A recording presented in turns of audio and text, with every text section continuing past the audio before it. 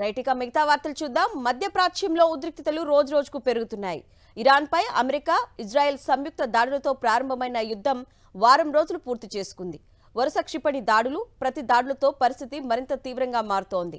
ఈ యుద్ధంలో ఇప్పటి వరకు వేలాది మంది ప్రాణాలు కోల్పోయినట్లు సమాచారం. ప్రపంచ ఆర్థిక వ్యవస్థపైన ఈ ఘర్షణ ప్రభావం చూపుతోంది. ఫిబ్రవరి 28న అమెరికా, ఇజ్రాయిల్ సంయుక్తంగా ఇరాన్పై భారీ వైమానిక దాడులు ప్రారంభించాయి.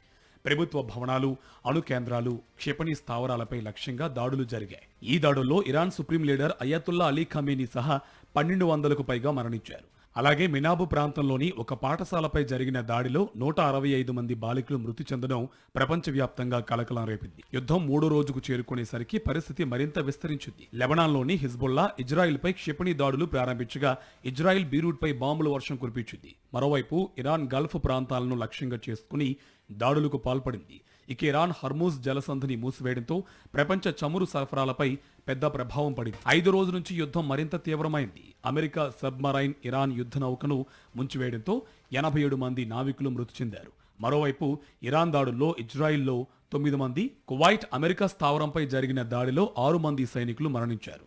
క్షిపణి దాడులు, గగనతల పోరాటాలతో మధ్యప్రాచ్యంలోని అనేక దేశాల్లో ఉద్రిక్త పరిస్థితులు కొనసాగుతున్నాయి. మొత్తంగా వారం రోజుల్లోనే ఈ యుద్ధం మధ్యప్రాచ్యాన్ని భారీ సంక్షోభంలోకి నెట్టేసింది. ఇరాన్లో మాత్రమే 1200 మందికి పైగా మరణించినట్టు అంచనా. వేలాది విమానాలు రద్దు కావడంతో పాటు చమురు ధరలు కూడా భారీగా పెరిగాయి. యుద్ధం మరింత విస్తరించే ప్రమాదం ఉందన్న ఆందోళన ప్రపంచవ్యాప్తంగా వ్యక్తమవుతోంది. పశ్చిమాసియాలో కల్లోల తీవ్రత ఏమాత్రం తగ్గడం లేదు. 7వ రోజు కూడా ఇరాన్పై ఇజ్రాయెల్, అమెరికా భారీ స్థాయిలో దాడులు కొనసాగించాయి. నంతాజ్, ఇస్ఫహాన్ అణు కేంద్రాలను ప్రధాన లక్ష్యంగా చేసుకున్నాయి. ఇరాన్ వ్యాప్తంగా క్షిపణులు, బాంబుల వర్షం కురిసింది. దాడుల తీవ్రతను ఇకపై మరింత పెంచుతామని అమెరికా అధ్యక్షుడు ట్రంప్ ఇరాన్కు హెచ్చరికలు చేశారు.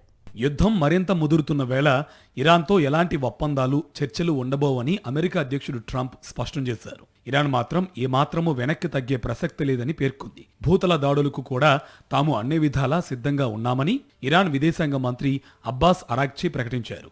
రాజధాని టెహ్రాన్ నడిబొడ్డున దివంగత సుప్రీం నేత అయతుల్లా అలీ ఖమేనీకి చెందిన రహస్య భూగర్భ బంకర్ను బాంబు దాడులతో ధ్వంసం చేసినట్టు ఇజ్రాయిల్ ప్రకటించింది.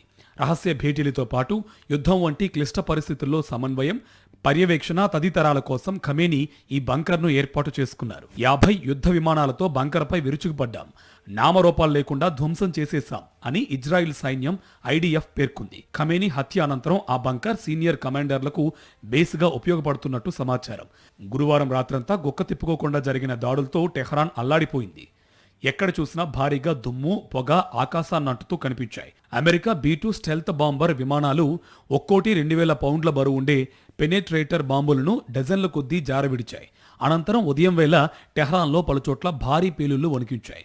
దేశవ్యాప్తంగా మృతుల సంఖ్య 1300 దాటినట్టు ప్రభుత్వం పేర్కొంది. జెరూసలేం, టెల్ అవీవ్తో పాటు పలు నగరాల్లో ప్రజలు భారీ సంఖ్యలో బంకర్లలో తలదాచుకుంటున్నారు. Qatar, Oman, Bahrain, Kuwait, Azerbaijan తదితర దేశాలపై ఇరాన్ దాడులు కొనసాగాయి. ఈ నేపథ్యంలో పశ్చిమాసియా దేశాల నుంచి ఇప్పటిదాకా 20,000 మంది అమెరికన్లు స్వదేశానికి చేరుకున్నారు. యుఏఈలోని అల్ దాఫ్రా, కువైట్లోని అల్ సలేం వైమానిక స్థావరాలపై ఇరాన్ డ్రోన్ దాడులు చేసింది. దోహాలోని యూనిఫైడ్ మిలిటరీ కమాండ్ భవనంపైన దాడికి దిగింది. ఇరాన్ ప్రయోగించిన 9 బాలిస్టిక్ క్షిపణులతో పాటు 109 డ్రోన్లను అడ్డుకొని కూల్చేసినట్టు యుఏఈ ప్రకటించింది.